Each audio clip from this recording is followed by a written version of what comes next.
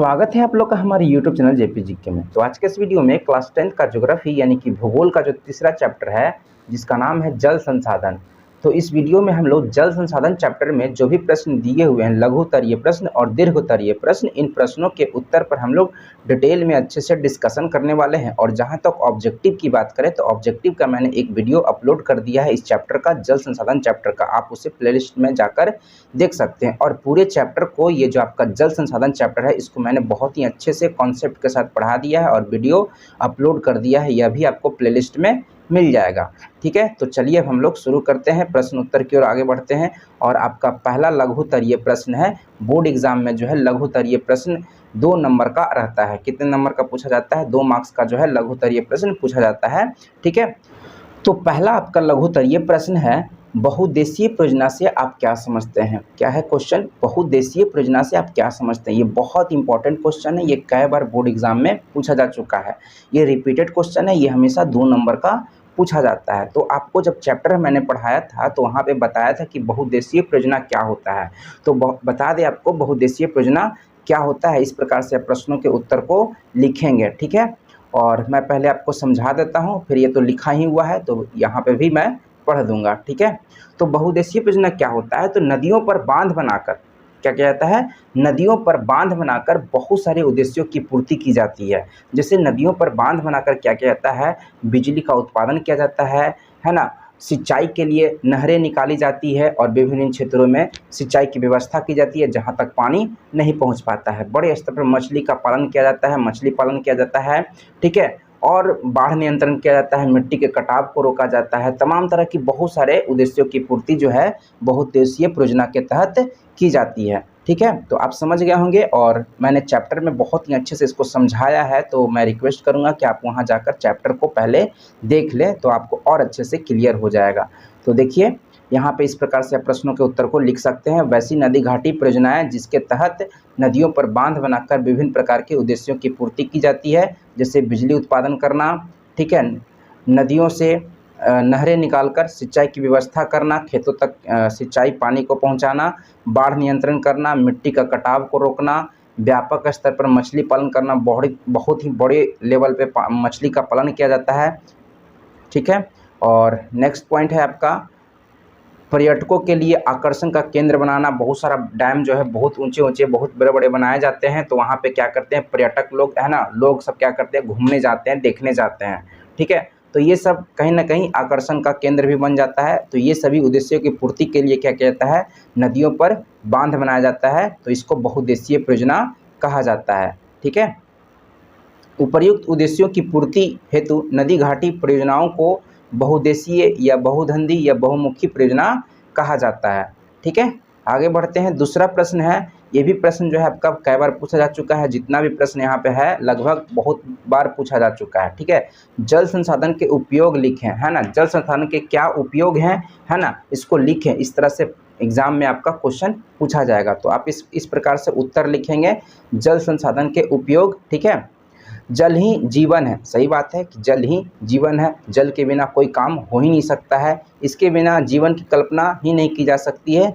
जल संसाधन का जो उपयोगिता है वो निम्नलिखित है। जल संसाधन का जो उपयोग है वो इस प्रकार से निम्नलिखित है। आप पॉइंट वाइज एक्सप्लेन करेंगे तो आपको पूरा का पूरा नंबर मिलेगा। ठीक है, पहला पॉइंट है आपका, जल संसाधन का उपयोग मानव जीवन में घरेलू कार्यों के रूप में किया जाता है। जो घर में बहुत सारे कार्य हैं उसमें भी जल का उपयोग दिनचर्या में देखने को मिलता है। जैसे भोजन बनाने में, पीने के काम में, है ना, पीने के लिए हम लोग जल का उपयोग करते हैं, वस्त्र धोने में, स्नान करने में, साफ सफाई में, शौचालय में और बहुत सारे कार्यों में किया जाता है। ठीक है, लेकिन आप इस तरह से पॉइंट वाइज बना के 2-4 पॉइंट लिख देते हैं तो आपका बहुत ही अच्छा नंबर मिलेगा।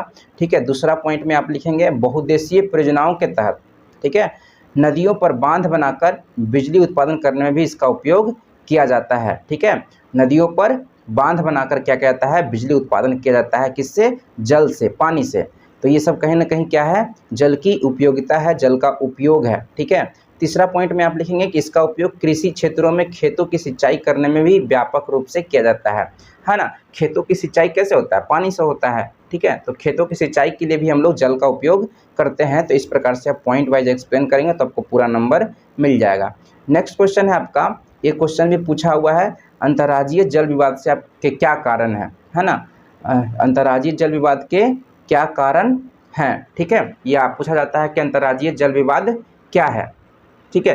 तो इसको सिंपल लैंग्वेज में समझेंगे कि अंतर्राज्यीय जल विवाद क्या होता है। तो अंतर्राज्यीय जल विवाद का मतलब होता है कि पानी के बंटवारा को लेकर, है, नदियों के जल के बंटवारा को लेकर क्या होता है, दो या दो से अधिक राज्यों में क्या होता है, झगड़ा हो जाता है, विवाद उत्पन्न हो जाता है। तो इसी को अंतर्राज्यीय का मतलब राज्यों के बीच में, अंतर्राज्यीय का मतलब राज्यों के बीच में क्या होता है, झगड़ा हो जाता है पानी के बंटवारे को लेकर, नदियों के पानी के बंटवारे को लेकर। तो इसको अंतर्राज्यीय जल विवाद कहा जाता है, ठीक है।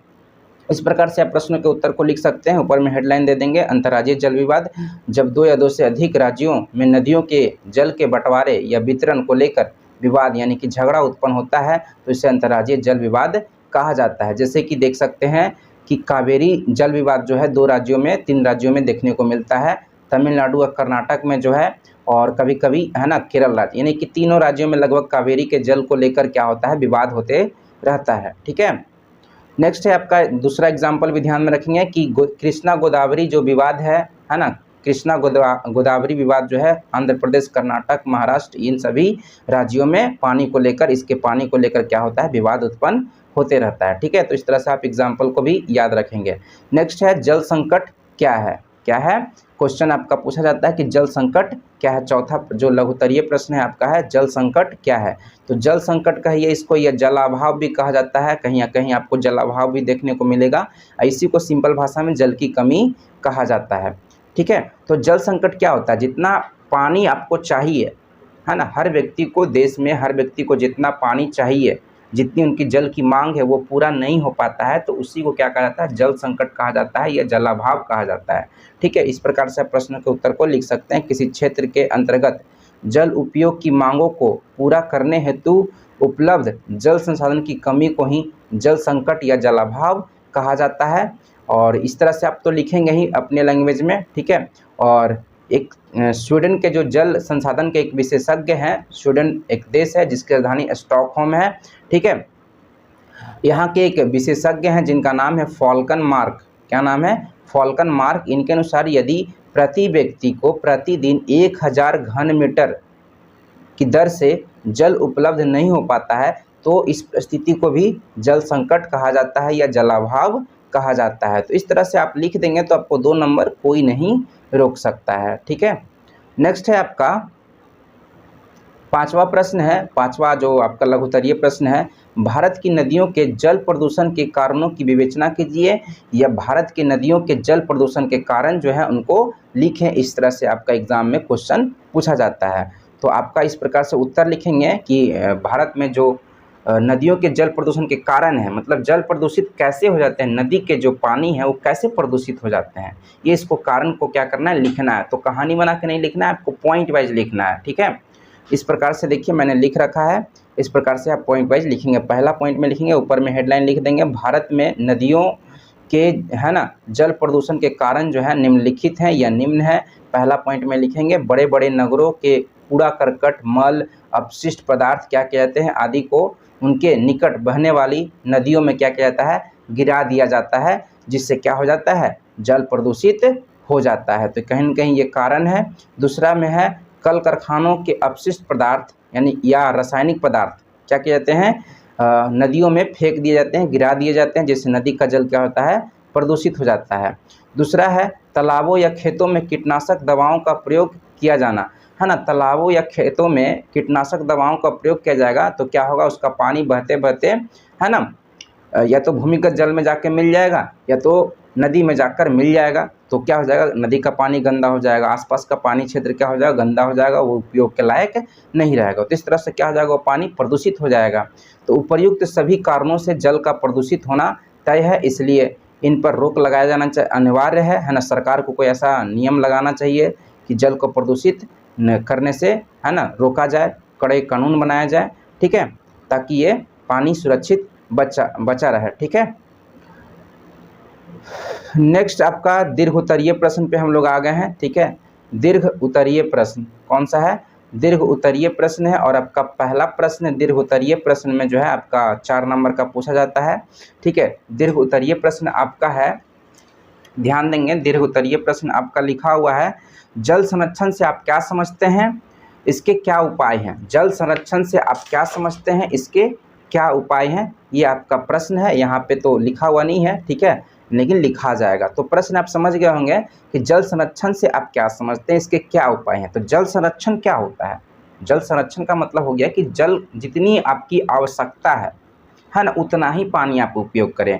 बेकार में पानी का दुरुपयोग ना करें, बेकार में पानी को बर्बाद ना करें। जितनी ज़रूरत है उतना ही पानी को उपयोग करें आप लोग, या हम सभी लोग क्या करें, जितनी हमारी आवश्यकता है उतना ही पानी को उपयोग करें। तो ये क्या कहलाएगा, जल संरक्षण कहलाएगा। जल संरक्षण का मतलब पानी का बचाव, ठीक है। तो पानी का बचाव मतलब समझ गए होंगे, ठीक है, कैसे किया जाना चाहिए और इसके क्या उपाय हैं, ठीक है। तो आप अपने लैंग्वेज में भी लिख सकते हैं। और राष्ट्रीय जल संसाधन परिषद है, उन्होंने जो है जल को बचाने के लिए उपाय बताया है, उसके अकॉर्डिंग मैं आपको बताऊंगा। आप अपने हिसाब से भी प्रश्न के उत्तर को लिखते हैं तो भी अच्छा है। और यदि राष्ट्रीय जल संसाधन परिषद के अनुसार जो जल को बचाने के जो उपाय बताए गए हैं, यदि उनके अनुसार लिखते हैं तो भी बहुत अच्छी बात है, ठीक है। तो जल संरक्षण या इसी को जल प्रबंधन भी कहा जाता है। जल संरक्षण या जल प्रबंधन एक ही बात हुआ, है ना। जल का महत्व संसाधन के रूप में समझते हुए राष्ट्रीय जल संसाधन परिषद ने 9 सितंबर 1987 को एक राष्ट्रीय जल नीति की स्थापना की।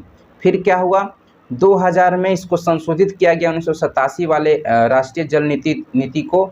और इसके तहत जल को संरक्षित करने के लिए निम्नलिखित उपाय बताया गया, है ना, कि जल को कैसे संरक्षित करके रखा जा सकता है। तो इस प्रकार से उपाय बताए हुए हैं, आप इनको ध्यान में रखेंगे किसी भी हाल में कि जल को बचाने के लिए क्या क्या किया जाना चाहिए। तो पहला पॉइंट में है, संपूर्ण देश में जल की उपलब्धता बनाए रखा जाए, आवश्यकता अनुसार ही जल संसाधन का उपयोग किया जाए। तो संपूर्ण देश में जल का उपलब्धता कैसे बरकरार रहेगा, है ना। तो जितनी हमारी आवश्यकता है पानी की, उतना ही हम लोग क्या करें, उपयोग करें, उसको व्यर्थ ना होने दें, बेकार में उसको बर्बाद ना करें, है ना, दुरुपयोग ना करें जल का। दूसरा है आपका, जल को प्रदूषित होने से बचाया जाए। देश की विभिन्न नदियों, जलाशयों, झीलों, तालाबों में कूड़ा करकट, मल, अपशिष्ट पदार्थ इत्यादि को ना फेंका जाए, ठीक है। तो इससे क्या होगा, जल बचा हुआ रहेगा, बर्बाद नहीं होगा, है ना, बेकार नहीं होगा। तीसरा है आपका, जल है ना, प्रदूषित जल को साफ करके उसका बार बार पुनः उपयोग किया जाए, ठीक है। जो प्रदूषित जल हो गया है, गलती से मान लीजिए पानी गंदा हो गया, है ना, या वर्षा का पानी आता है, तो उन सभी, वर्षा का पानी तो होता है शुद्ध, लेकिन जब नीचे आता है तो क्या होता है, प्रदूषित हो जाता है। तो उसको कहीं ना कहीं जमा करके उसका पुनः उपयोग किया जाए। क्या किया जाए, पुनः उपयोग किया जाए, साफ करके उसका अन्य कार्यों में उपयोगी बनाया जाए। तो इस तरह से क्या कर सकते हैं, जल को संरक्षित करके हम लोग रख सकते हैं। ये उपाय है, किसके अनुसार बताया गया है, ये आप अपने अनुसार भी लिख सकते हैं। और राष्ट्रीय, इस तरह से आप भी लिख सकते हैं, राष्ट्रीय जल नीति, है ना, राष्ट्रीय जल संसाधन परिषद के द्वारा, है ना, ये उपाय बताया गया है, जिसको 2002 में संशोधित किया गया, ठीक है। इसके अनुसार क्या कर सकते हैं, जल को संरक्षित करने का ये सब उपाय है। दीर्घ उत्तरीय प्रश्न में आपका दूसरा प्रश्न है। पहला प्रश्न का उत्तर मैंने आपको बता दिया, समझा दिया, जैसे समझाया आप उसे लिख लेंगे, ठीक है। दूसरा है आपका दीर्घ उत्तरीय प्रश्न में, वर्षा जल की मानव जीवन में क्या भूमिका है। इसके संग्रहण का मतलब जमा करना, भंडारण करना और पुनः चक्रण के विधियों का उल्लेख करें, है ना। कैसे संग्रहित करेंगे पानी को, और उसका पुनः चक्रण मतलब उसका फिर से उपयोग हम लोग कैसे कर सकते हैं, ठीक है। तो इस पर चर्चा करना है। तो मानव जीवन में क्या है, वर्षा जल का तो बहुत ज़्यादा इम्पोर्टेंस है, बहुत ज़्यादा ही भूमिका है। हम लोग सब जानते हैं कि हमारा देश जो है कृषि प्रधान देश है, भारत जो है कृषि प्रधान देश है।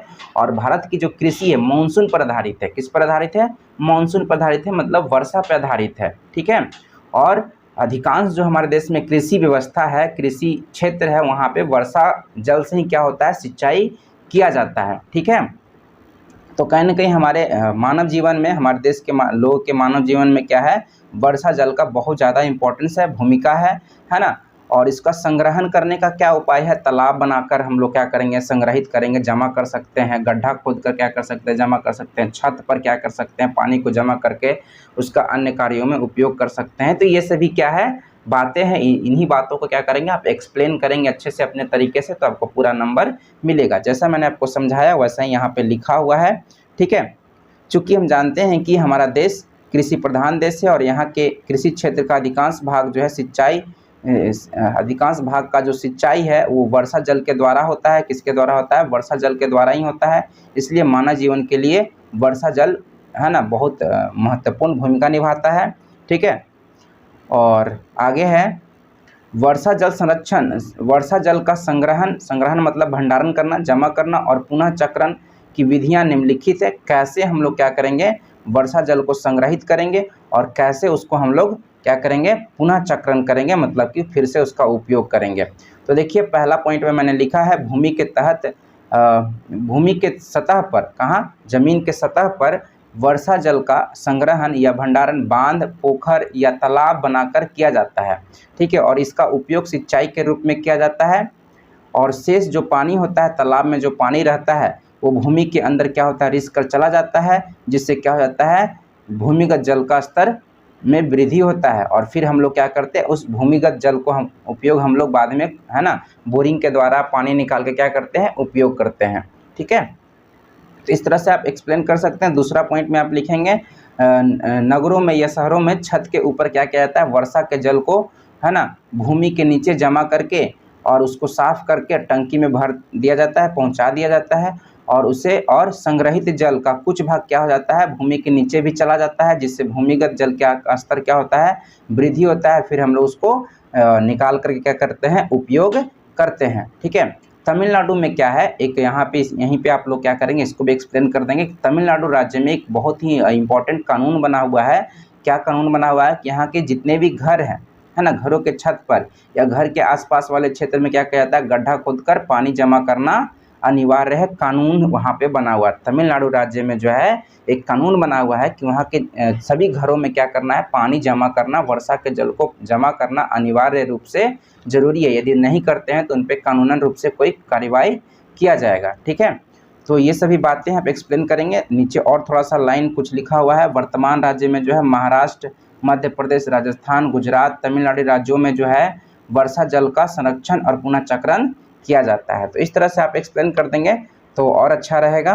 ठीक है, तो दीर्घोत्तरीय प्रश्न में आपका 2 ही प्रश्न था। कितना प्रश्न था? दीर्घोत्तरीय में आपका इस चैप्टर में जो है पहला और दूसरा प्रश्न था, यानी कि ओवरऑल 7 प्रश्न आपका है ना। लघु उत्तरीय में 5 प्रश्न और दीर्घोत्तरीय में आपका हो गया 7 प्रश्न। तो 7 प्रश्नों का उत्तर का डिस्कशन मैंने कर दिया है। ठीक है, आई होप आपको समझ में आया होगा। यदि कोई दिक्कत हुआ है तो आप पूरा चैप्टर को पढ़ना चाहते हैं तो प्लेलिस्ट में जाएं और पूरा ये जो जल संसाधन चैप्टर है इसका पूरा वीडियो जो है आपको मिल जाएगा। प्लेलिस्ट में जाकर देखें और ऑब्जेक्टिव भी मैंने इसका अपलोड कर दिया है इस चैप्टर का। ठीक है, तो मिलते हैं नेक्स्ट वीडियो में।